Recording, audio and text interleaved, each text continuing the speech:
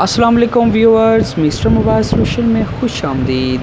दोस्तों, मैं आज फिर एक नई वीडियो लेकर हाज़िर हुआ हूँ जिसमें मैं आपको बताऊंगा कि नोकिया 108, 110, X1, C1 और नोकिया 100 की अगर LCD की स्ट्रिप ब्रेक हो तो वो कैसे रिपेयर करते हैं और उसका सलूशन क्या है। तो दोस्तों, वीडियो के साथ जुड़े रहिए। वीडियो को देखने से पहले वीडियो को लाइक करें, सब्सक्राइब करें और हमारी मज़ीद वीडियो देखने के लिए बेल आइकन ज़रूर